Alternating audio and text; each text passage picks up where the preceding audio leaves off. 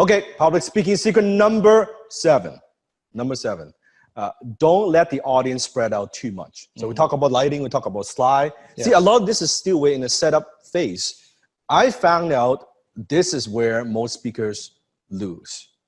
They weren't well prepared. Yep. They didn't do the homework. They didn't understand who they're speaking to, right? Or they're so self-conscious. Like all this is preparation. They let the event organizers control Like their stage. I find if you do all these things well, the delivery, the messaging is actually way easier. Because assuming you're talking what you know what you're talking about, you know your topic. It's not too difficult.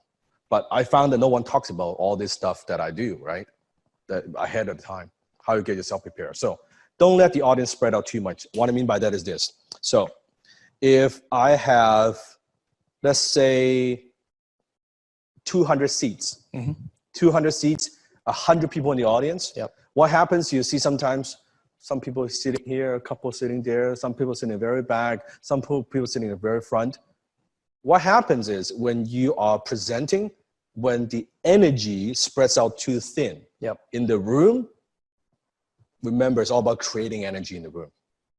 It's all about creating energy in the room. So what you want to do is I would tell them, I said, before I get started, can you do me a favor? Okay. Can you do me a favor? Do you mind just to move up here? I would tell everybody. Yeah, just move up here, right? Yeah, have a seat.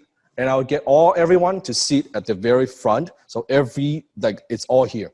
And there's always a couple people. Yeah, there's always gonna be a couple stubborn I ones. don't want to move, then I don't start. I'll tell them until you move, I don't start. Then everybody would be turning around like, what did you ask him, man? Like, what the fuck, right? Okay. And then there's social pressure and they'll be like, here, I do not start until I do that. Sometimes, if I know that if I know ahead of the time, we have too many seats, then I would tell the organizer, the team, we move those seats. Yes. I don't even want seats. I want energy. I want people to be this. I want energy in the room. I don't want here and here and there and here and here and there. I saw a speaker once. I told him before I go on stage, I said, you should get them to sit closer. Yep. Have the energy more like this. You know what he said? Oh, it's okay, Dana. It's okay. I like to walk towards the audience, and he said, work the room. Horrible. People in the back checking their cell phone. They're talking. Like you can see, it's a horrible thing. I said, don't do it. Yeah. What happened to that guy? Yeah. And where are you today? Where is he today? Right. So get people to move. Stop and say, can you do me a favor? Boom. Again, it also takes you are taking control the minute you're on stage and say, hey, this is what we're going to do. Move up. So clarify the thing about the chairs again, because I've heard that strategy as well. You're speaking to the event organizer in advance before you arrive, or you're in the back room and you're saying, hey, how many people you got? The guy says, I got 100. But how many people showed up? Only 50 people have showed up. So get rid of 50 chairs. Right. And then they can always add more chairs as more people come in. If more come in, yeah, do that. That creates energy. Right. Versus the people scattered all over the place, right? Got it. Make sense? Or sometimes don't book like those big giant rooms, right? You prefer like... Okay, so if let's say somehow it happens to be you in like this massive room, right? Yeah. And you don't have a lot of people. So what you want to do is get the chair very, very close. Yep. You take one corner, just do at the center of the stage, get them very close, forget everything else in the back. Got it, okay. Don't worry about it. Just like, or if I have also seen seminar organizers where, let's say they book the room like this, let's say the show up rate is not what they expected. Yeah. They just get at the divider. The partition. They don't even use this fucking room. Yeah. They expect this much, but they just put a divider and boom, everybody's here. Overpaid, but it's better than, I'm going to use up all the space. Who cares if you use up all the space? And that's what's usually happening when everyone's registering the front desk. They haven't opened the doors yet. They're gauging the number of people there, and they're quickly adjusting the room before they let people in. But you don't want your audience spread out too thin, too much. Got it.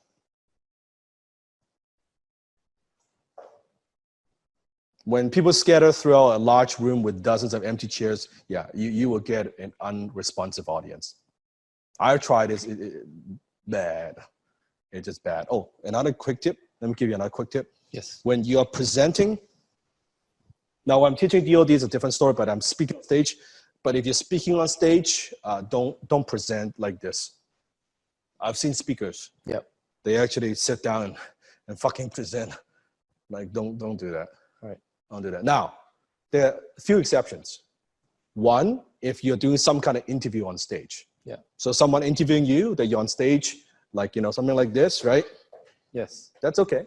That's one exception. Mm-hmm. Second exception is if, let's say I'm doing a 2-3 day event, right? Where I could be presenting 80-90% of the time, right? Some of my students have seen that. Yep. But then I'm just fucking tired, Yes. right? So Q&A time, sometimes in that 20-minute Q&A time, I would sit down and I would do a little bit of this, Yes. right? And after I'm done, then I stand back up. This is more casual kind of fireside chat, sitting down. But when you're presenting, don't sit down. Yeah, And like also, if you're a panelist, right? Sifu, if you're a panelist. yeah, if I'm a panelist, like I don't have a choice. Oh, and Sifu, can you teach them how about the position of how to sit on a chair? Oh yeah, as okay. well? I think that's important. Do you want to know, like when you're actually sitting on stage, how you sit properly? Would that be helpful? Yes, Okay. yes. Okay, great.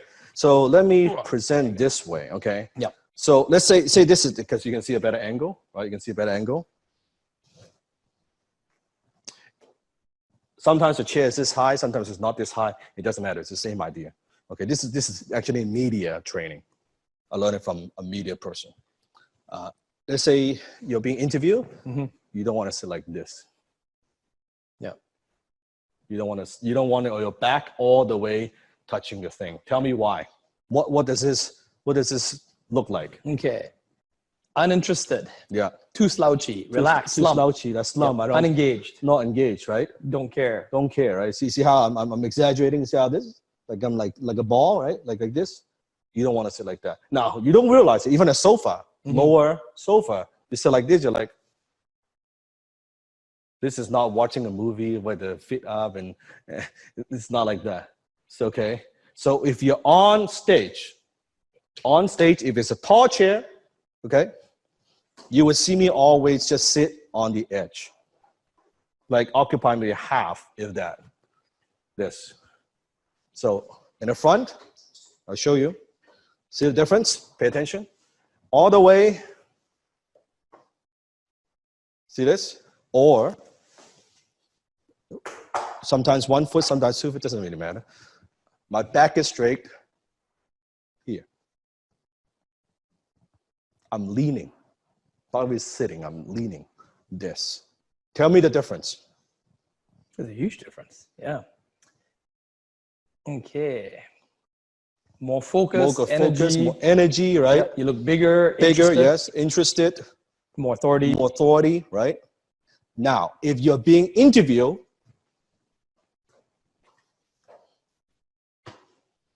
let's say Des is interviewing me. He's got a chair. I've got a chair. What I want to do, actually, I'll take. Can I? What do we want? I'll bring those chairs in. Yeah. Lucky there's one chair right here. Okay. Here. So let's have an interview style. Yes. Okay. And I'm gonna bring. Actually, this is not speaking, but is this helpful? Okay. Give you an idea. Flip this So Desmond is interviewing me, right? Yes. He's kind of on the fly. I wasn't planning to cover this, but see how before I was speaking is sitting on the edge, right? So same thing.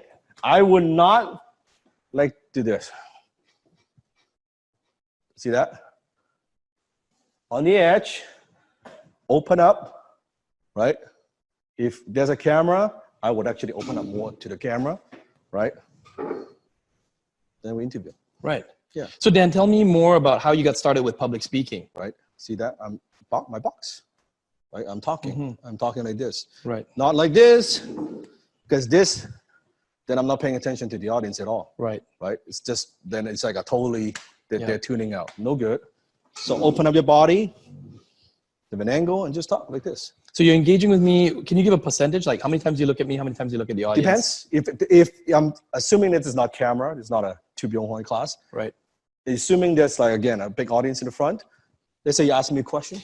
Dan, go back in time. Tell me about how you got started. You know, what happened? You immigrant child. Tell me about that. Well, I was born in Hong Kong, and see from there, I take the question, and I'm addressing the audience already. Got it.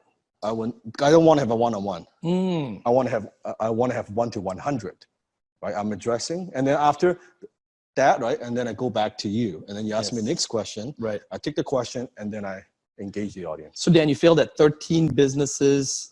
Which one did you learn the most from? Right. I would say that would be the first one, right? And then boom, from there. Got it? Good. Cool. Good. Good. Good. Good. We move these props Good. off. Good. Good. Good. Good. Yes.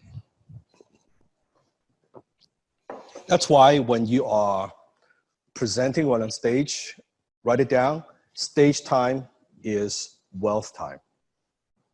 Stage time is wealth time. Every minute you're on stage, you got to cherish it. I just thought of something too. Don't have your cell phone in your pocket. Oh, yeah. Leave it off your pocket. Like some of you guys have it and it's like it rings or it vibrates and it distracts you when you're up on stage. No. Yeah, and like it I got mine in rings my and pocket. it's a bad idea, right? I don't have Yes. my cell phone. My cell phone is right there, right? And it's lighter as well, okay?